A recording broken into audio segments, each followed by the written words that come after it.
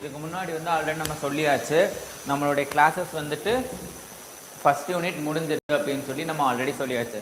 So first unit என்ன மாதிரி இருந்தது அப்படின்னா, கம்ப்ளீட்டா ஒரு சைக்காலஜி அப்படின்ற தாட் வந்து எதோட ஒரு பேஸ்ல இருந்துச்சு. ஸோ என்ன மாதிரியான ஒரு சைக்காலஜிஸ்ட் என்ன மாதிரியான ஒரு டாபிக் சொன்னாங்க, ஸோ அவங்க எந்தெந்த மெத்தடாலஜிஸ்ல சொல்லியிருந்தாங்க, ஸோ அதுக்கான ரிசர்ச் எந்த மாதிரி இருந்துச்சு, அந்த ரிசர்ச் மெத்தடாலஜியை எந்த மாதிரி எல்லாம் வந்துட்டு ஒரு ப்ரோக்ராமிங் பண்ணாங்க, ஸோ அதுக்கான ஒரு கிளாஸஸ் வந்து எந்த மாதிரி எல்லாம் கொண்டு போனாங்க, ஸோ அப்படின்ற ஒரு விஷயங்கள் எல்லாமே நம்ம பார்த்தோம். So at the same time எந்த மாதிரியான ஒரு விசுவலைசேஷன் அதுக்கு இருந்துச்சு, எந்த மாதிரியான ரிப்போர்ட் இருந்துச்சு அப்படின்னு சொல்லி பார்த்தோம். ஸோ அந்த எல்லா விஷயத்தையும் தாண்டி ஸோ நெக்ஸ்ட் கிளாஸஸ் அப்படின்றது எப்படி இருக்க போகுது அப்படின்னா, திஸ் அண்ட் சைக்கலாஜிக்கல் டெஸ்ட் அப்படின்ற ஞாபகம் வச்சுக்கோங்க. ஸோ ஃபர்ஸ்ட் யூனிட் கம்ப்ளீட்டா முடிஞ்சிருச்சு. எந்த மாதிரி ஒரு தாட்ஸ் இருந்துச்சு, அதுக்கு என்ன மாதிரியான ஒரு விஷயம் பார்த்தோம், அதனால என்னென்ன பெனிஃபிட்ஸ் நமக்கு இருந்துச்சு, ஸோ அதுல என்ன மாதிரியான ஒரு அனலைசிஸ் இருந்துச்சு, அதனால என்ன ஒரு அப்ளிகேஷன்ஸ் இருந்துச்சுன்றத கம்ப்ளீட் ஃபர்ஸ்ட் யூனிட்ல பார்த்தோம். பட் இன்னைக்கான செகண்ட் யூனிட் அப்படின்றது நான் ஸ்டார்ட் பண்ண போறேன். ஸோ செகண்ட் யூனிட் அப்படின்றது டாபிக் வந்து சைக்கலாஜிக்கல் டெஸ்ட் அப்படின்றத ஞாபகம் வச்சுக்கோங்க. ஸோ சைக்கலாஜிக்கல் டெஸ்ட் அப்படின்னா நம்ம ஆல்ரெடி வந்துட்டு பிஎட்ல வந்து நம்ம இது பண்ணியிருப்போம். ஸோ ஓகேங்களா? ஸோ ஒரே ஒரு நிமிஷம்.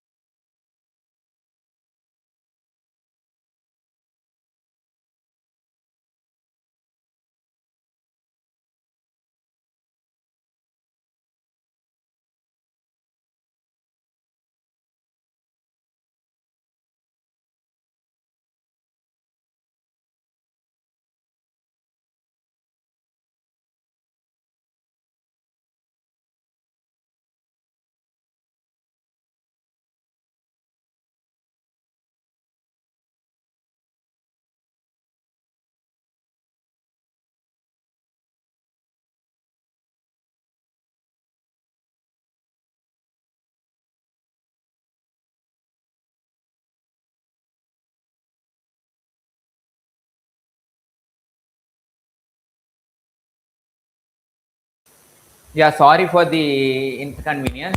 So I will be started to the class. So extremely sorry. ஒரு குட்டி network error வேற ஒன்றும் இல்லை. So next. So okay, fine.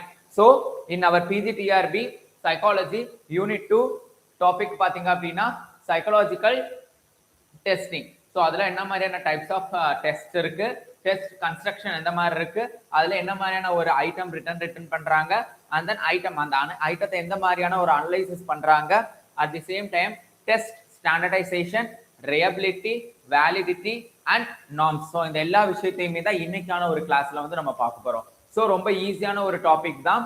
So psychological test அப்படின்றது ஆல்ரெடி நம்ம பார்த்துருப்போம். ஒரு ப்ரீ டெஸ்ட், போஸ்ட் டெஸ்ட் அப்படின்னு சொல்லி எல்லாம் நம்ம பார்த்துருப்போம்.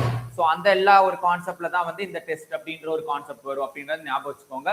So first, yes, which type of test measure an individual's maximum performance under standardization condition? ஒரு நபரின் அதிகபட்ச செயல்திறனை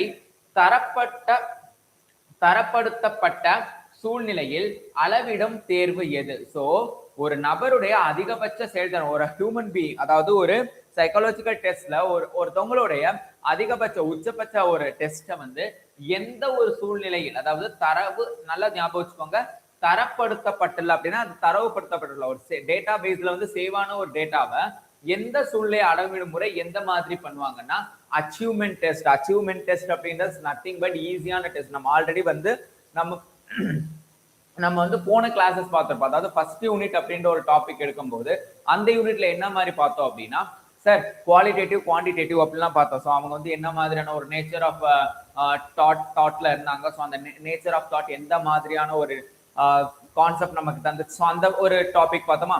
ஸோ அப்போ அந்த டாபிக் இந்த இடத்துல என்ன மாதிரி நமக்கு ரெஃப்ளெக்ட் ஆகுதுன்னா அச்சீவ்மெண்ட் டெஸ்ட் அப்படிம்போம். ஸோ அச்சீவ்மெண்ட் டெஸ்ட் அப்படின்றது இஸ் நத்திங் பட் நல்லா ஞாபகம் வச்சுக்கோங்க, personality test, interest test, achievement test, attitude test அப்படின்னு இருக்கு. ஸோ அச்சீவ்மெண்ட் டெஸ்ட் அப்படின்றது ஒரு ஸ்டூடெண்டோடைய ஃபைனல், அதாவது நம்ம ஸ்கூல் பேஸ்லயே நான் சொல்றேன், ஒரு பிஎட் நம்ம பண்ணும்போது நம்ம அச்சீவ்மெண்ட் டெஸ்ட் அப்படின்றது லாஸ்டா வைப்போம். எப்பன்னா நம்ம ட்ரைனிங் பீரியட் போய் நம்ம முடிகிற நேரத்துல அந்த ஸ்டூடெண்ட்டுக்கு எந்த மாதிரியான கெப்பாசிட்டில நம்ம, அதாவது நம்ம டீச் பண்ணியிருக்க டாபிக்ஸை மட்டும் செலக்ட் பண்ணி ஒரு ஃபியூ யூனிட்ஸ் எடுத்திருப்போம். மேபி ஒரு 5 to 6 ஒரு 5 யூனிட்ஸ் நம்ம எடுத்திருக்கோம்னா அந்த 5 யூனிட்ஸை மட்டும் நம்ம கவர் பண்ணி ஒரு கொஸ்டின் செட்டா நம்ம போடுவோம். அந்த கொஸ்டின் பேஸ்ல நம்ம என்ன பண்ணுவோம், அவங்களுக்கு போய் நம்ம கொஸ்டின் வந்து கேட்போம். லைக் வந்து 1 மார்க் வந்து 2 மார்க்ஸ் 3 மார்க்ஸ் 5 மார்க்ஸ் அந்த மாதிரி நம்ம வந்து செட் பண்ணி ஒரு கொஸ்டின் பேப்பர் கொடுத்து அதுல அவன் எவ்வளவு மார்க் வாங்குறான் அப்படின்றது ஒரு டேட்டா. நம்ம ஸ்கூல் போன உடனேயுமே அவன் ஆல்ரெடி படிச்சு வச்சிருந்த ஒரு எக்ஸாம் டேட்டா, அதாவது அவன் போகும்போது நம்ம அந்த ஸ்கூலுக்கு போகும்போதே அவன் ஒரு சிலபஸ் முடிச்சிருப்பான், அவனோட ஒரு யூனிட் முடிச்சிருப்பான். ஸோ அப்போ அந்த யூனிட்ல இருந்து ஒரு கொஸ்டின் நம்ம வைப்போம். அந்த இதுக்கும் நம்ம ஃபைனலா வந்து நமக்கு ஒரு டேட்டா கிடைக்கும். ஸோ இந்த ரெண்டையுமே நம்ம அனலைஸ் பண்ணி பார்ப்போம். That is called an achievement test. அந்த ஃபைனலா நம்ம வைக்கிறது, நம்மளோட இதுக்காக நம்ம வைக்கிறது அச்சீவ்மெண்ட் டெஸ்ட் அப்படின்றது நல்ல ஞாபகம் வச்சுக்கோங்க. இது ஆல்ரெடி நம்ம பிஎட்லேயே நம்ம பண்ணியிருப்போம். ஸோ அந்த விஷயத்தை தான் மறுபடியும் இந்த இடத்துல ரிப்பீட் பண்றாங்க. So achievement test measure acquired knowledge, skill and competencies that assess maximum performance and are common used in education settings. Achievement test என்பது கற்றறிந்த அறிவு மற்றும் திறன்களை அளவிடுகிறது. பள்ளி மற்றும் போட்டித் தேர்வுகளில் அதிகம் பயன்படுத்தப்படுகிறது. நம்ம ஆல்ரெடி சொன்ன மாதிரி தான் ஸ்கூலிங் தான் நம்ம இதை நிறையவே பண்ணுவோம். Next, the first step in test construction. ஒரு டெஸ்ட்ல எந்த மாதிரியான முதல் ஸ்டெப் இருக்கும் ஒரு டெஸ்ட் கன்ஸ்ட்ரக்ஷன்ல அப்படின்னு சொல்லி பாத்தீங்க அப்படின்னா is defining the objective. So ஒரு டெஸ்ட் நம்ம வைக்க போறோம்னா what are the objectives including the particular test. ஒரு டெஸ்ட் நம்ம வைக்க போறோம் அப்படின்னா அதுக்கு என்ன மாதிரியான ஒரு நோக்கம் இருக்கு. ஸோ இப்போ ஃபர்ஸ்ட் மிட் டர்ம் டெஸ்ட் வைக்கிறோம், அப்போ ஒரு ஸ்டூடெண்ட் என்ன மாதிரியான ஒரு படிச்சிருக்கான், ஸோ எந்த அளவுல வந்து அவன் அப்டேட் ஆயிருக்கான், குவார்ட்லி வருது. ஸோ அப்போ ஃபர்ஸ்ட் டேர்முக்கு அவன் எந்த அளவு ப்ரிப்பேர் ஆயிருக்கும். ஸோ அந்த மாதிரி ஒரு அப்ஜெக்டிவ் வைப்போம். இப்போ இந்த ஸ்டூடெண்ட் இந்த அளவு மார்க் எடுப்பானா, ஸோ இந்த எல்லாத்தையும் பார்க்கறது தான். So a test must have a clearly defined purpose before items are written. தேர்வு எதற்கு உருவாக்கப்படுகிறது என்பதை முதலில் தெளிவுபடுத்த வேண்டும். அதுவே டெஸ்ட் கன்ஸ்ட்ரக்ஷனின் முதல் படியாகும். ஸோ ஒரு டெஸ்ட் நம்ம வைக்க போறோம், what are the objectives there for the particular test. So that is the be wantable one அப்படின்றத ஞாபகம் வச்சுக்கோங்க. ஸோ அதனால தான் இதுல என்ன சொல்றாங்க, ஃபர்ஸ்ட் டிஃபைனிங் தி அப்ஜெக்டிவ் அப்படின்றத ஃபர்ஸ்டா சொல்றாங்க. And second one, in item ரிட்டர்னிங்ல is the ambiguous question should be. என்ன மாதிரி இருக்கு அப்படின்னு சொல்லி பார்த்து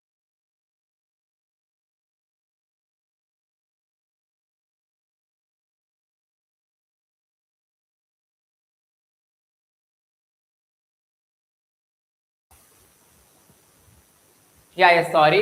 So in item returning is the ambiguous question should be. அதாவது ஐட்டம் எழுதும் பொழுது தெளிவில்லாத வினாக்கள் எப்படி இருக்க வேண்டும். அதாவது தெளிவில்லாத வினாக்கள் அப்படின்னா ஒரு ஐட்டம்ஸ் ரிட்டர்ன் பண்றோம் அப்படின்னா அந்த இதுல ஒரு கான்செப்ட் நம்ம ரிட்டர்ன் பண்றோம், அப்போ அதுல நம்ம ஒரு டிஃபைன்டு ஸ்ட்ரக்சர்டா இருக்கக்கூடிய கொஸ்டின்ஸ் தான் நம்ம என்ன பண்ணணும், அவங்களுக்கு தரணும். இன்கேஸ் அந்த டிஃபைன்டு கொஸ்டின்ஸ் இன்கேஸ் நம்ம தரல அப்படின்னா அது எந்த மாதிரியான ஒரு டாபிக் பேஸ்ட் கொஸ்டின்ஸா இருக்கணும் அப்படின்னு சொல்லி பாத்தீங்கன்னா இஸ் த அவாய்டட் கொஸ்டினா இருக்கணும். ஃபார் எக்ஸாம்பிள் ஒரு 10th ஸ்டாண்டர்ட் கொஸ்டின் பேப்பர் நம்ம வந்து மேக் பண்றோம்னு வச்சுக்கோங்க. ரொம்ப சிம்பிளா சொல்றேன், ஒரு 10th ஸ்டாண்டர்ட் கொஸ்டின் பேப்பர், அதாவது நம்ம ரஃபாவே சொல்லுவோம், ஒரு மாடல் கொஸ்டின் பேப்பர் ரெடி பண்றோம். Is not an I don't told about in government question paper. ஒரு மாடல் எக்ஸாமுக்காக நம்ம ஸ்கூல் பேஸ் செக்டார்ல நம்ம ஒரு மாடல் கொஸ்டின் ரெடி பண்றோம், இல்ல நம்ம காலேஜ் பேஸ்லயே ஒரு மாடல் கொஸ்டின் ரெடி பண்றோம். அப்போ ஒரு டாபிக் இருக்கா, ஒரு ஐட்டம் ரிட்டர்ன் பண்றோம், அதாவது அந்த புக்ல இருக்க டாபிக் தான், பட் ஆனா அந்த அளவுக்கு நமக்கு அது தேவையில்லை அப்படின்னு ஞாபகம் வச்சுக்கோங்க. அப்போ அந்த இடத்துல நம்ம எந்த மாதிரியான ஒரு கொஸ்டின் செட் பண்ணணும் அப்படின்னா அந்த ஸ்டூடெண்ட் மற்ற கொஸ்டின்ஸ் நிறையவே எழுதிட்டு இந்த ஒரு கொஸ்டின் அவன் அவாய்ட் பண்ற மாதிரி தான் இருக்கணும். ஸோ அப்பதான் அவன் படிச்சதுக்கான ஆன்சர் எழுத முடியும். பட் ஆனா இதுக்கான ஆன்சர் அவனுக்கு தெரியும். பட் ஆனா அதை விட்டுடலாம் எதுக்கு அப்படின்ற மாதிரி ஒரு அவாய்ட் பண்ற மாதிரி ஒரு பேஸ்டா இருக்கணும். So is the ambiguous item reduce validity and reliability because different response may interpret them differently. So தெளிவில்லாத வினாக்கள் மாணவர்களை குழப்புவதால் வேலிடிட்டி மற்றும் ரிலையபிலிட்டி குறையும். ஸோ ஒரு கொஸ்டின் நமக்கு தேவை இல்லை, அதாவது ஒரே டாபிக் தான் நம்மளோட நிறைய நம்ம பப்ளிக் எக்ஸாம்ல பார்ப்போம் சார் இது அவுட் ஆஃப் சிலபஸ்ல இருந்து கேட்டிருக்காங்க சார் இந்த கொஸ்டின். பட் ஆனா அவங்களுக்கு அவுட் ஆஃப் சிலபஸ் அப்படின்றது ஒண்ணு கிடையாது. எந்த ஒரு கொஸ்டினா இருந்தாலும் the inside of the book மட்டும் தான் கேட்பாங்க அப்படின்றது நம்ம எல்லாருக்குமே தெரியும். பட் ஆனா அவன் அந்த இடத்துல அந்த கொஸ்டின் படிக்கல. பட் நிறைய பேர் என்ன பண்ணிருப்பான், சென்டம் எடுத்திருப்பான். அப்போ அவன் என்ன பண்ணிருக்கான், இந்த ஆம்பிசியஸா இருக்கக்கூடிய ஐட்டம்ஸ் அதாவது அவன் அவாய்ட் பண்ணிருப்பான், நமக்கு அந்த கொஸ்டின் தேவையில்லைன்னு. பட் இவன் என்ன பண்ணிருப்பான், அவுட் ஆஃப் தி சிலபஸ் அப்படின்ட்டு இந்த கொஸ்டின் அட்டன் பண்ணாலே கவர்மெண்ட் என்ன பண்ணும், நமக்கு மார்க் தரும் அப்படின்ற பேஸ்லயும் நிறைய பேர் எழுதுறவே இருக்கான். சோ நமக்கு அப்படின்லாம் ஒரு விஷயம் கிடையாது. நமக்கு ஒரு டாபிக் தெரியுதா, அந்த டாபிக்கை மட்டும் நல்லாவே ரெஃபர் பண்ணி அதுக்கான ஆன்சர் மட்டும் நம்ம கரெக்டா போட்டுறணும். இன்கேஸ் நமக்கு அதுக்கான ஆன்சர் வந்து சூட் ஆகல அப்படின்னும் போது completely we gonna eradicate that things. I mean அந்த ஒரு திங்கை நம்ம அந்த இடத்துல ஸ்கிப் பண்ணிடணும், ஸ்வைப் பண்ணிட்டு டெலீட் பண்ணி விட்டுறணும். So that's one thing is do a correct thing. ஓகேங்களா? ஸோ ஞாபகம் வச்சுக்கோங்க. Is the second avoided. And third in our fourth question, difficulty index in item analysis indicate. Item அனலைசிஸில் டிஃபிகல்ட்டி இன்டெக்ஸ் எதை குறிக்கிறது? நல்லா ஞாபகம் வச்சுக்கோங்க. ஒரு ஐட்டமா அனலைஸ் பண்றோம், அதுல டிஃபிகல்ட்டி இன்டெக்ஸ் அப்படின்றது எதை குறிக்குது அப்படின்னு சொல்லி பாத்தீங்கன்னா as are difficulty of an item. So difficulty index அப்படின்றது ஒரு டிஃபிகல்ட்டா இருக்கக்கூடிய ஒரு கான்செப்ட், அதாவது ஐட்டத்தை இண்டெக்ஸ் பண்ணி காமிக்கிறது, ஷெட்யூல் போட்டு காமிக்கிறது. அத ப்ரொபோர்ஷன் ஆஃப் ரெஸ்பாண்டன்ஸ், அந்த ரெஸ்பாண்டன்ஸ் வந்து ப்ரொபோர்ஷன், நல்லா ஞாபகம் வச்சுக்கோங்க, proportion of respondents answering and item correctly, ஒரு வினாவிற்கு சரியாக பதிலளித்தவர்களின் விகிதம் டிஃபிகல்ட்டி இன்டெக்ஸ். அதாவது நம்ம இப்ப பார்த்தோம் தெரியுமா, அந்த ஆம்பியர்ஸ் கொஸ்டின். சோ அதுல ரெண்டு டைப் ஆஃப் பீப்புள்ஸ் இருப்பாங்க. ஒருத்தர் என்ன பண்ணிருப்பான், அவுட் ஆஃப் சிலபஸ் அப்படின்னு சொல்லிட்டு அதுக்கான ஆன்சர் பண்ணிருப்பான். அதே சேம் டைம் அது வேண்டாம், அதை ஸ்கிப் பண்ணிட்டு இன்னொரு டைப் ஆஃப் கொஸ்டின் நமக்கு இருக்கு, ஸோ அப்போ அதுக்கு பதில் தான் or question, either or question நம்ம எழுதிடுவோம் அப்படின்னு சொல்லி எழுதணும்னு இருப்பான். அப்போ அந்த குரூப் ஆஃப் பீப்புள்ஸை ஷெட்யூல் போடணும். ஸோ அந்த ஷெட்யூல் பேரு தான் இந்த டிஃபிகல்ட்டி இண்டெக்ஸ். அப்போ டாபிக் நம்மளோட இன்சைட் ஆஃப் அ புக் தான், பட் ஆனா அவன் என்ன நினைச்சு எழுதி இருக்கான், outside of a syllabus. அப்போ இந்த கொஸ்டின் கிடையாது. அப்போ அதுதான் டிஃபிகல்ட்டி. ஏன்னா அவனுக்கு அதுக்கான இது வந்து என்ன சொல்றது, ஒரு ஒரு ஒரு சைட் ஆஃப் அ கான்செப்ட் அவனுக்கு தெரியல. ஸோ அந்த ஒரு விஷயத்தை தான் டிஃபிகல்ட்டி இன்டெக்ஸ் அப்படின்றாங்க. Then an ideal item difficulty level is approximately, ஒரு நல்ல வினாவின் டிஃபிகல்ட்டி லெவல் சுமார் எவ்வளவு இருக்க வேண்டும் அப்படின்னு சொல்லி பார்த்தா 0.50 இருக்கணும். சிம்பிளா சொல்லணும்னா மறுபடியும் கேட்கிறேன், ஒரு நல்ல கொஸ்டின்ல டிஃபிகல்ட்டி லெவல் வந்து ஜஸ்ட் 0.50 இருந்தா போதும். ஏன்னா அவன் சென்டம் எடுக்க கூடாது அப்படின்றது வந்து நம்மளோட டார்கெட் கிடையாது. ஜஸ்ட் அவ வந்து என்ன பண்ணும், ஏதோ ஒரு பேஸ்ல அவன் மார்க் கொஞ்சம் கம்மியா இருக்கணும், அவ்வளவுதான். அதர்வைஸ் வந்து நம்ம அவன் சென்டம் எடுக்க கூடாது, அவன் வந்து இந்த மார்க் எடுக்க கூடாது அப்படின்றது நமக்கு வந்து அந்த இடத்துல கான்செப்ட் வந்து நமக்கு கிடையவே கிடையாது. we want he get a good mark or a great mark, but difficulty questions is there, அந்த நம்ம ஷூட் பண்றனால we given the 0.5 மார்க்குக்கு, அதான் 0.50 அப்படின்றது நமக்கு இங்க மென்ஷன் பண்ணிருக்கான். an item answered correctly by about 50% of respondents is provide maximum discrimination. 50% சரியாக பதிலளிக்கும் வினாக்கள் மாணவர்களை வேறுபடுத்த சிறப்பாக உதவும். நான் சொன்ன கான்செப்ட் தான் இங்க சொல்லியிருக்காங்க. then item discrimination differs அப்படின்னா என்ன, it refers to item discrimination என்பது என்ன அப்படின்னு சொல்லி பார்த்தா ability of an item and differentiate high and low scores. a good item distinguishes between knowledgeable and less knowledgeable individuals. சிம்பிளா சொல்லணும், it is nothing but item discrimination அப்படின்றது is a kind of a students, அதாவது lot of the எப்படி சொல்றது, நிறைய kind of students இருப்பாங்க. ஐ மீன் ஒரு student வந்து டாப் ஸ்கோர்ல இருக்கவே இருப்பான், ஒரு சில நேரத்துல டைமண்ட் ஸ்டூடெண்ட்ஸ் இருப்பான். அதாவது டைமண்ட் ஸ்டூடெண்ட்ஸ் மீன்ஸ் கொஞ்சம் வந்து மார்க், ஐ மீன் எப்படி சொன்னா அவன் வந்து ஒரு கான்செப்டை புரிஞ்சுக்கிறது கொஞ்சம் டைம் எடுக்கிற, நல்லாவே டைம் எடுத்து புடிச்சு அப்புறம் வந்து அதுக்கப்புறம் படிக்க வைக்கிற ஸ்டூடெண்ட்ஸ் இருப்பான். அப்போ சொன்ன உடனே கான்செப்ட் புரிஞ்சுக்கிறதுக்குன்னு ஒரு செட் ஆஃப் ஸ்டூடெண்ட்ஸ் இருப்பான். 10 தடவை சொன்னாதான் ஒரு தடவை புரியுற ஸ்டூடெண்ட் ஒரு கிளாஸ்ல இருப்பான். Because that is the inclusive curriculum. அதாவது அதுக்கு தான் நம்ம ஒருங்கிணைந்த கல்வி திட்டம் அப்படின்னு சொல்லிட்டு நம்ம பிஎட்ல படிச்சிருப்போம். சோ அந்த ஒரு பேசஸ்ல அப்ப ஒருங்கிணைந்தானா எல்லாருமே அந்த செக்டார்ல இருப்பான். படிக்கிற குழந்தையில இருந்து கொஞ்சம் படிப்பு ஏறுறதுக்கு கொஞ்சம் டைம் எடுத்து படிக்க வேண்டிய குழந்தைகளும் இருப்பான். ஸோ ஆவரேஜ் ஸ்டூடெண்ட் இருப்பான். ஆவரேஜ் ஸ்டூடெண்ட் நம்ம கணக்கு கிடையாது, ஏன்னா அவன் பாஸ் ஆயிடுவான். எப்படியாச்சும் என்னத்தையோ எழுதி பாஸ் ஆயிடுவான். பட் டாப்பர் நம்ம சொன்னது என்னவோ அதை அப்படியே காப்பி பேஸ்ட் போட்டு விட்டுருவான். பட் ஆனா இந்த விளிம்புல தொங்குறான் தெரியுமா, ஸோ அந்த எட்ஜில் இருக்க ஸ்டூடெண்ட்டை மேல கொண்டு வர்றது டைம் எடுக்கும். ஸோ அப்போ இந்த டாப் ஸ்டூடெண்ட்டுக்கும் நமக்கு ஆவரேஜ் ஸ்டூடெண்ட்ஸ் கிடையாது. அவன் சேம் 50% ஸ்டூடெண்ட்ஸ் இருப்பான், அவன் பாஸ் ஆயிடுவான். அவனை விட்டுருங்க மிடில். ஸோ டாப்பர்ஸ் இருப்பான், எட்ஜில் இருக்கவே இருப்பான். ஸோ இந்த ரெண்டு பேரையுமே நம்ம டிஸ்டிங்ஸ் பண்ணி காமிக்கிறதுக்கு, அதாவது டிஃபரன்ஷியேட் பண்ணி காமிக்கணும்.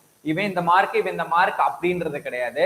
பட் டிஃபரன்ஷியேட் அப்படின்றது இவனுடைய நாலேஜபிளி கம்பேர் பண்ணணும். But actually it is wrong. Why? Because in case the less marker students, less scored students is gonna get a great job. At the same time is get a great, அதாவது top மார்க்ல இருக்கவே எல்லாம் வேற இடத்துக்கு போறவனும் இருக்கான். So அதனால we don't judge it and just tell about in topic. So இவங்களை நம்ம differentiate பண்ணி காமிக்கிறதுக்கு ஹெல்ப்ஃபுல்லா இருக்காங்க. Then reliability refers. ரியபிலிட்டின்றது nothing but is the consistency. அதாவது அவனோட கன்சிஸ்டன்சியை தான் சொல்றான். ஐ மீன் என்னன்ற சொல்றேன் பாருங்களேன். is the reliability means obtaining consistent result over repeated administration. ஒரு தேர்வை மீண்டும் மீண்டும் நடத்தினால் ஒரே மாதிரியான முடிவுகள் கிடைப்பதே ரியபிலிட்டி. அப்போ ரியபிலிட்டி is nothing but is a consistent. அதாவது நான் இப்ப ஸ்டூடெண்ட்டுக்கு நம்ம வைப்போம், அதாவது நம்ம ஸ்கூலிங்ல நமக்கு தெரியும், ஒரு ஸ்டூடெண்ட் பப்ளிக் எக்ஸாம் போறதுக்கு முன்னாடி model exam 1, model exam 2, model exam 3, மாதிரி தேர்வு 1, மாதிரி தேர்வு 2, மாதிரி தேர்வு 3 சொல்லிட்டு 3 ரிவிஷன் டெஸ்ட் நமக்கு அந்த இடத்துல ஒரு மாடல் எக்ஸாம் நடக்கும். அதாவது இது ரிவிஷன் டெஸ்ட் தான் actually, that is called. But ஆனா வி ஆர் எப்படி சொல்றது, ஒவ்வொரு கரிக்குலத்துல வேற வேற மெத்தடாலஜி யூஸ் பண்ணுவாங்க. இப்ப நம்ம ஸ்டேட் போர்டு அப்படின்னா அது revision test, first revision, second revision, third revision அப்படின்னு வைப்பான். So in case that is an CBSE or ICSE அப்படின்ற மாதிரி, அதாவது ஒரு கேம்பிரிட்ஜ் சிலபஸோ இல்லைன்னா வந்துட்டு ஐபி சிலபஸ் காரணோ இல்லைன்னா வந்து சிபிஎஸ்இ குரூப்போ அந்த மாதிரி பீப்புள்ஸ் அதை மாடல் எக்ஸாம் அப்படின்னு சொல்லுவான். ஒரு சில இடத்துல மோக் அப்படின்னு சொல்லுவான், மாக் டெஸ்ட் வச்சிருக்கு.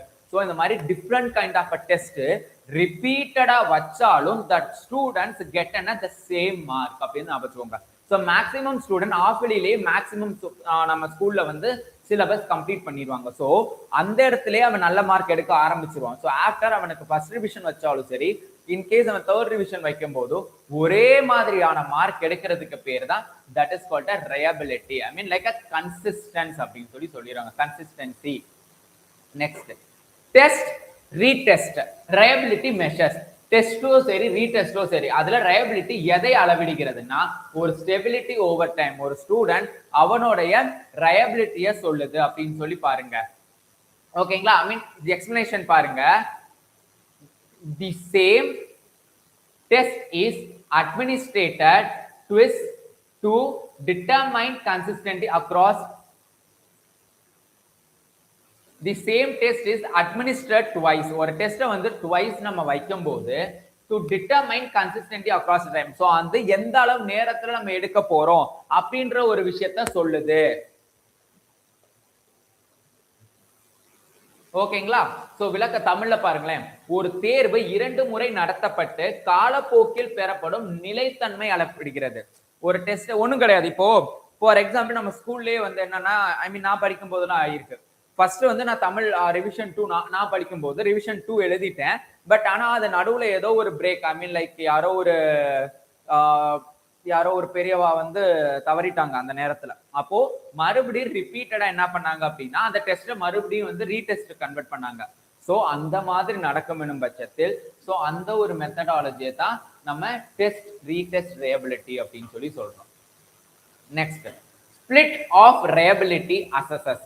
அதாவது ஸ்பிளிட் ஆஃப் ரியபிலிட்டி எதை மதிப்பிடுகிறது அப்படின்றத பார்த்தா இன்டர்னல் கன்சிஸ்டன்சி. ஸோ கன்சிஸ்டன்சின்றது நமக்கு தெரியும், ஒரு ஸ்டாண்டர்டைஸ்டு ஸ்கோரையோ ஒரு ஸ்டாண்டர்டைஸ்டு நாலேஜையோ ஒரு கான்செப்டை சொல்றதுக்கு பேரு கன்சிஸ்டன்சி. பட் இங்க இன்டர்னல் கன்சிஸ்டன்சி அப்படின்றது எதை சொல்லும்னா அவனோட நாலேஜோட லெவல், அவனோட ஸ்கில் லெவல் அப்படின்றத சொல்லும். The test is divided into two of scores correlated. இரண்டு, அதாவது தேர்வு இரு பகுதிகளாக பிரிக்கப்பட்டு அவற்றின் மதிப்பெண்களை தொடர்பு படுத்தி பார்ப்பது. ஸோ ஒரு ஸ்டூடெண்டோடைய ஸ்கில்லோ நாலேஜை பேஸ் பண்ணி பார்க்கும்போது அந்த இடத்துல என்ன மாதிரியான ரிசல்ட் வரும், கோரலேட் பண்ணும். அப்போ ஒரே டெஸ்ட் ரெண்டு தடவை, இப்போ வீக் ஸ்டூடெண்ட்ஸ் இருப்பான், அப்போ அவனுக்கு என்ன பண்ணும், மற்ற ஸ்டூடெண்ட்ஸுக்கு தர்ற மாதிரியே நம்ம டாபிக்ஸோ நம்ம தர்ற யூனிட்ஸோ நம்ம தரக்கூடாது. அவனுக்கு நம்ம ஒரு base of set of questions தரணும், அவனுக்குன்னு ஒரு செட் ஆஃப் நம்ம ஒரு செட் தரணும். ஸோ அப்போ அந்த டெஸ்ட் அந்த செட் எப்படி இருக்கணும்னா comparatively in other students is given very less syllabus தான் தரணும். இப்போ அவனுக்கு 5 யூனிட்னா இவனுக்கு ஒரு 2 யூனிட் கொடுங்க, இல்ல 3 யூனிட் கொடுங்க. அப்போ அவன் அதை படிச்சுட்டு நல்ல மார்க் எடுப்பான். அப்போ இந்த 2 டெஸ்ட் வைக்கணும். அப்போ ஃபர்ஸ்ட் ஒரு 3 யூனிட் அப்புறம் 4 5 வச்சு இந்த 2 மார்க்கையுமே நியூட்ரலைஸ் பண்ணி மார்க் போட்டுறணும். அவ்வளவுதான். அப்போ இவனும் 5 யூனிட் படிச்ச மாதிரி ஆச்சு, அவன் ஆட்டோமேட்டிக்கால அவன் 5 யூனிட் படிச்ச மாதிரி ஆயிடுச்சுல. ஸோ அந்த மாதிரி ஒரு கான்செப்டை ஃபாலோ பண்றதுக்கு பேர் தான் the internal consistency mean split of reliability அப்படிம்பாங்க.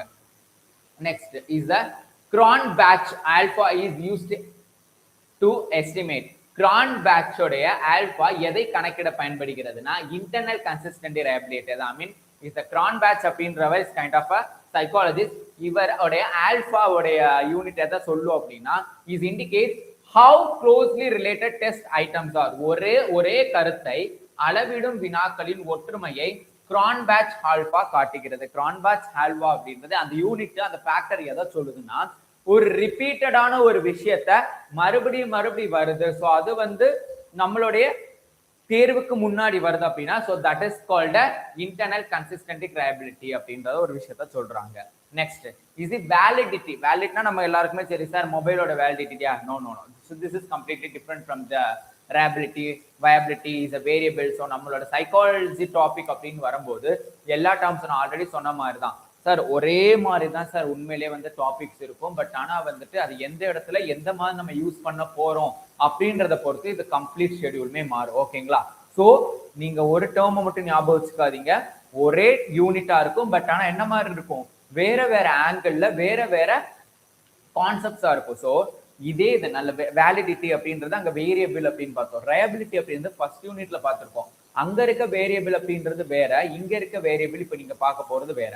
அங்க ரயபிலிட்டின்றது வேற, அங்க ரயபிலிட்டி அப்படின்றது ஒரு ரியாலிட்டி இன் நேச்சர் அப்படின்ற ஒரு டாபிக்ல பார்த்தோம். பட் ஆனா இங்க ரயபிலிட்டின்றது எதுல பாத்தீங்க தெரியுமா, ஒரு மார்க் பேசஸ்ல அவன் ரிப்பீட்டடா எப்படி எடுக்கிறான், எந்த மாதிரி எடுக்கிறான் அப்படின்ற ஒரு பேஸ்ல பாத்தீங்க. ஸோ இந்த மாதிரி ஒரே டாபிக்ஸ் ரிப்பீட்டட் ஆகும், but you don't confused it. So it's my kind request, you go through the once. நான் என்னதான் கிளாஸ் எடுத்தாலுமே you just once you go through it in your with the help of a book, as well as we have a lot of source in our website, in our online. So you just go through it. I in my classes only I will take and depends upon the only question answer based. So இந்த மாதிரி question கேட்டால் இது answer, இந்த ஆன்சருக்கான explanation, அந்த explanation நம்மளோட content பேஸ்ல எந்த மாதிரி இருக்கு, ஸோ அந்த கான்டென்ட்ல எந்த மாதிரி இருக்கோ அந்த பேஸ்டா வச்சு I will be select some questions and the questions is given to the neutralized one. So அதை ரெப்ரசன்ட் பண்ணும்போது எந்த மாதிரியான ஒரு கான்செப்ட் நமக்கு தெரிய வருது. ஸோ இதுதான் நம்ம கான்செப்ட், இந்த கான்செப்ட்ல இவ்வளோதான் இருக்கு அப்படின்றத நான் சொல்றதுக்கு தான் I will be choose this like of questions. ஓகேங்களா?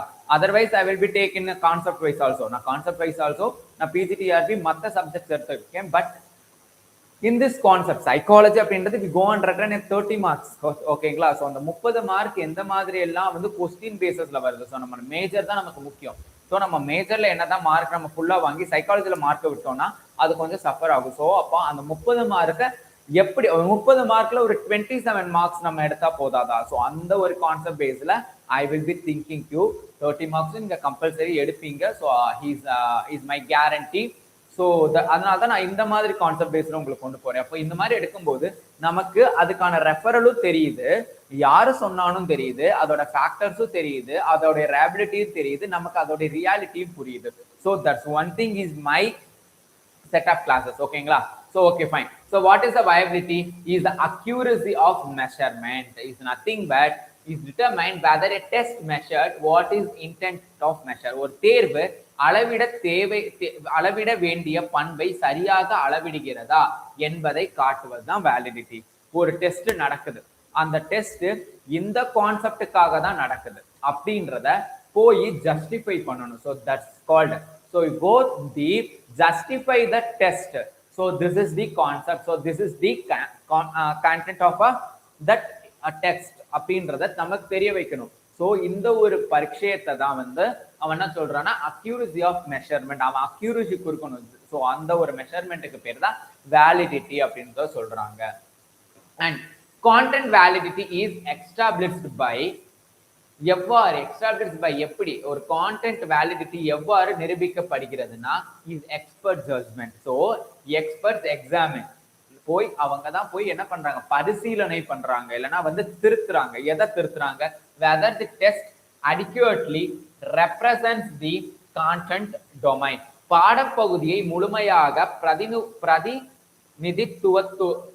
பிரதிநிதித்துவப்படுத்துகிறதா என்பதை நிபுணர்கள் மதிப்பிடார்கள். ஒன்னும் சிம்பிளா சொல்லணும்னா, ஏதோ ஒரு கவர்மெண்ட் எக்ஸாம் வந்து நடக்குதுன்னு வைங்க.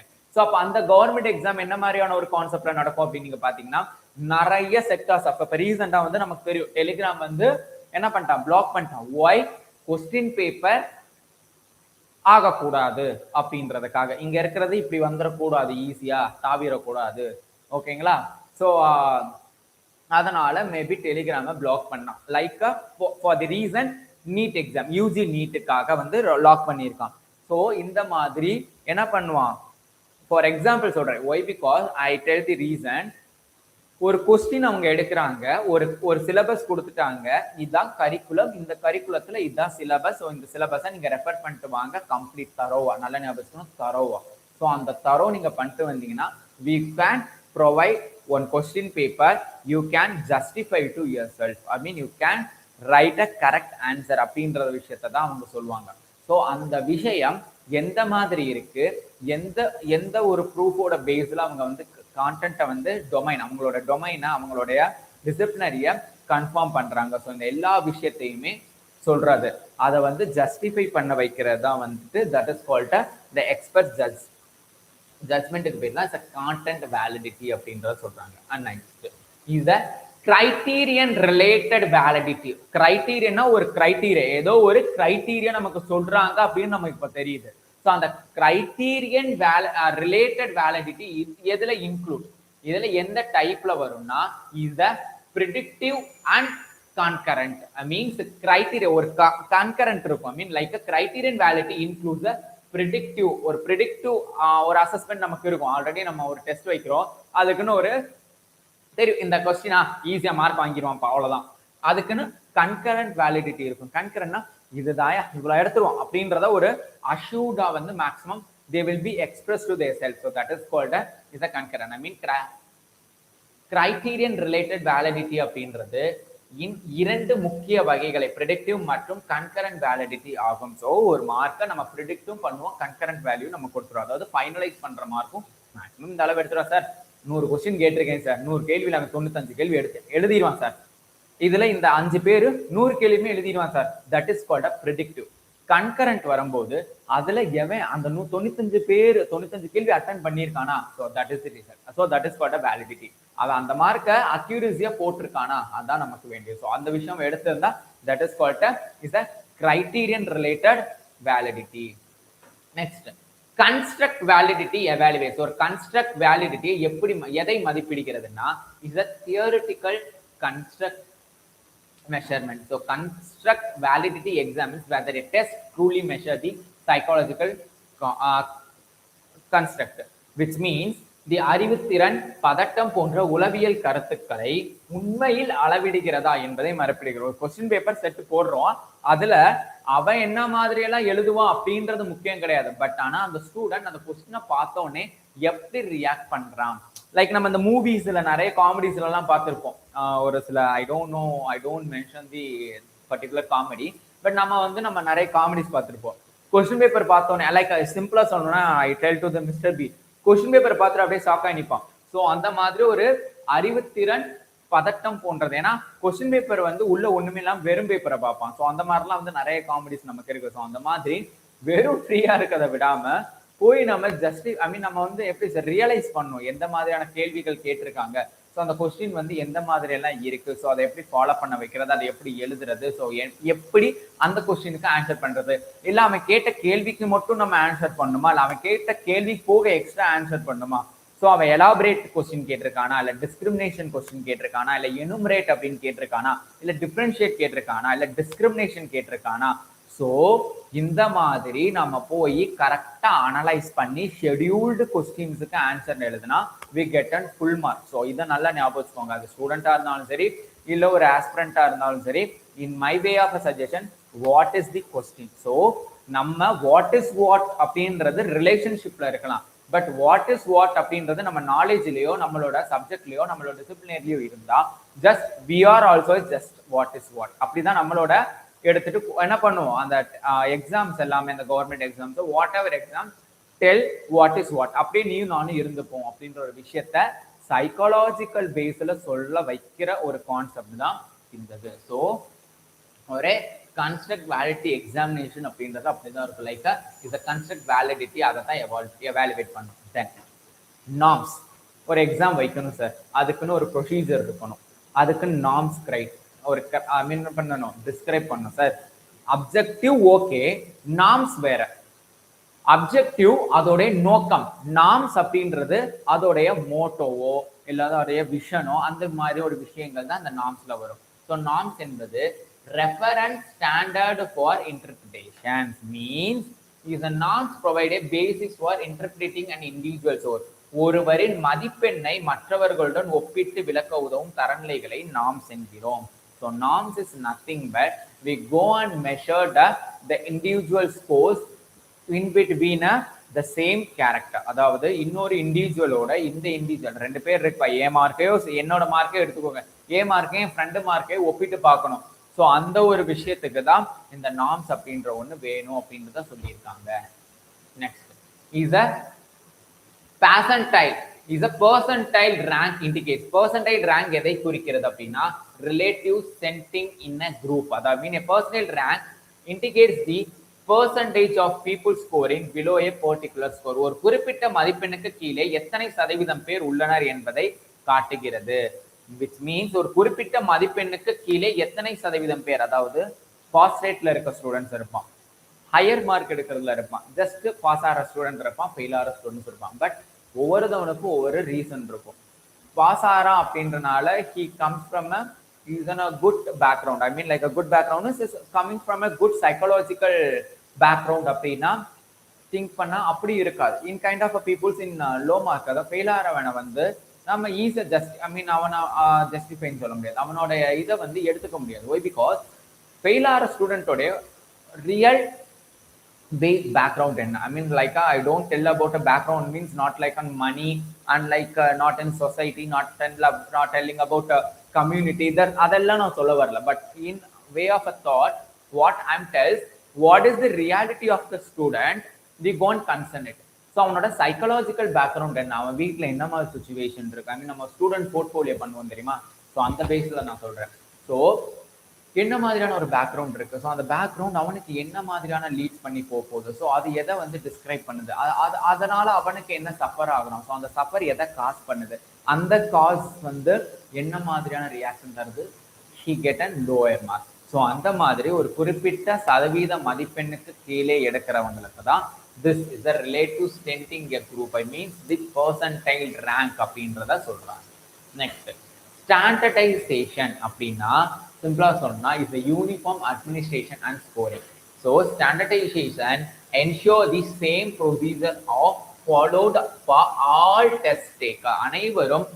அனைவருக்கும் ஒரே விதமான தேர்வு நடத்தி மதிப்பிடுவதே standardisation. is a general example for 10th standard, 11th standard, 12th standard. So இவங்களுக்கு எல்லாம் பப்ளிக் எக்ஸாம் வருதா, ஸோ அப்போ தமிழ்நாடு எல்லாருக்குமே ஈவனா ஒரே கொஸ்டின் தரும், கேரளா கவர்மெண்ட் அவன் ஒரே மாதிரி கொஸ்டின் செக்டார் தருவான். So I telling about in government sector பேஸ்ல சொல்றேன். அதுக்கும் எக்ஸாம்பிள் வேணாமா சார், ஓகே ஃபைன் விடுங்க சார். ஜெய் மீன்ஸ் எழுதுறான், ஸோ ஜேஇ எக்ஸாம் எழுதுறவனுக்கு ஒரே செட் ஆஃப் கொஸ்டின் தான் ஓவரால் இந்தியாவுக்கு இருக்கும். ஓகே, இது இப்போ நீட் எக்ஸாம் நேற்று எழுதுனாங்க. ஸோ அவங்களுக்கு கொஸ்டின் பேப்பர் எப்படி இருக்கும்? From Jammu to Kanyakumari, Gujarat to இந்த சைடு வெஸ்ட் பெங்கால், ஸோ அவனுக்கு வரைக்கும் எல்லாருக்குமே ஈவனாக ஒரே கொஸ்டின்ஸ் இருக்கும் என்னும் பட்சத்து that is called a standardisation அப்படின்றத சொல்றாங்க. Next, which reliability coefficient is most suitable for dichotomous items? சரி தவறு அப்படின்றது dichotomous ரெண்டுல எதரா வினாக்களுக்கு ஏற்ற reliability coefficient அப்படின்றது KR20. KR20 is a widely used test right or wrong responses. சரி தவறு வகை வினாக்களுக்கு இன்டர்னல் கன்சிஸ்டன்சி reliability-ஐ KR20 கணக்கிடுகிறது. ஸோ KR20ன்றது கைண்ட் ஆஃப் என்ன சொல்றது, ஒரு டைப் ஆஃப் ஒரு டெஸ்டிங். ஸோ ஒரு டெஸ்டிங் அப்படின்னு ஞாபகம் வச்சுக்கோங்க. நம்ம இந்தது ஸோ நான் சொல்லியிருக்கேன் ஆல்ரெடி, நம்ம ப்ராப்ளமேட்டிக்காக இருக்க டாபிக்ஸை நான் ஒன்ஸ் கான்டென்ட் வைஸ் நான் வந்து உங்களுக்கு டீச் பண்ணுவேன்றத you don't worry, you stay tuned to me. So நான் நெக்ஸ்ட் கிளாஸஸில், அதாவது இன் ஃபியூச்சர் கிளாஸஸில் I am sure I will take இந்த classes like and probability, I like and the mean, median, mode, so அந்த மாதிரி standardise deviation, so அதெல்லாமே எந்த மாதிரியான நடக்கிறாங்க. ஏன்னா ப்ராக்டிகல் கொஸ்டின்ஸ் அப்படின்னு வரும்போது in case given to the some questions, ஏன்னா டிஃபிகல்ட் கொஸ்டின்ஸ் கேட்பான். பார்த்தோம்லே 0.50 அப்படின்னு ஒரு ஆன்சர் பார்த்தோமா, டிஃபிகல்ட்டி வேலிடிட்டி. ஸோ அந்த மாதிரி வந்து கேட்கறதுக்கு நம்ம எந்த மாதிரி நம்ம பதில் சொல்லணும், எந்த மாதிரி எழுதணும் அப்படின்றத பார்க்கறதுக்கு ஐ will B sure I comes. And a test can be reliable but not valid. ஒரு தேர்வு ரியபிளாக இருந்தும் வேலிட் ஆக இல்லாமல் இருக்க முடியுமா? எஸ், இருக்க முடியும். Why? Because the consistency does not guarantee accuracy. Therefore, reliability is necessary but not sufficient for validity. ஒரே மாதிரியான முடிவுகளை தரலாம், ஒரே மாதிரியான முடிவை தரலாம், கன்சிஸ்டன்சி இருக்கும், ஆனால் சரியான பண்பை அளவிடாமல் இருக்கலாம். ஆனா அந்த டெஸ்ட்டை வந்து ஒரு ஈக்குவலண்டா வேலிடண்டா நம்ம கொண்டு போகாம இருக்கலாம். புரியுதா? அப்போ ஃபர்ஸ்ட் டிவிஷனுக்கு நம்ம தந்த கான்சென்ட்ரேஷன் செகண்ட் டிவிஷனுக்கு தர்றேன்னா automatically the student get and less mark. So அதைத்தான், ஸோ மார்க் நிறைய வாங்கிட்டா செகண்ட் இடம் மார்க் கம்மியாக வாங்கிட்டா நம்ம அதுக்கான ஒரு கான்சென்ட்ரேஷன், அதுக்கான ஒரு டார்கெட் நம்ம ஃபிக்ஸ் பண்ண வைக்கல அப்படின்றது தான் அந்த இடத்துல சொல்லுது. Next, last question, which of the following is not a major characteristic of a good psychological test? Is a personal bias. நம்ம ஆல்ரெடி இது போன யூனிட்லயே நம்ம பார்த்தோம். ஸோ அதை ரிப்பீட் பண்றதுக்கு தான் நான் அதை கேட்டேன். The good psychological test should be a objective, reliable, valid and standardized. Personal bias is a reduced test quality. தனிப்பட்ட சார்பு நிலை தேர்வின் தரத்தை பாதிக்கிறது. நம்ம ஒரு ஸ்டூடெண்ட் ஃபேவரிசம் பார்த்து நம்ம கொஸ்டின் செட் பண்ணோம் அப்படின்னா that is called is a personal bias. So மற்ற எந்த விஷயத்தோனா நீங்க பார்க்கலாம், ஒரு ஸ்டாண்டர்டைசேஷனோ வேலிடிட்டியோ இல்லை ஒரு ரேபிலிட்டியோ, அதுக்கப்புறம் பார்த்தீங்க அப்படின்னா ஒரு அப்ஜெக்டிவ் வச்சோ ஒரு கொஸ்டின் வந்து ஈக்குவலண்டா, ஒரு கிளாஸ்ல 40 பேர் இருக்கா, அப்போ 40 பேருக்குமே ஒரு செட் ஆஃப் கொஸ்டின் ஒரே மாதிரி ஈவெண்ட் நான் எடுத்தா, so that is different. In case we go and given the chance for the toppers and then less scored students, அவங்கள டிபெண்ட் பண்ணி நீ ஒரே மாதிரி கேள்விகள் நம்ம எடுக்கும்போது that is a good one.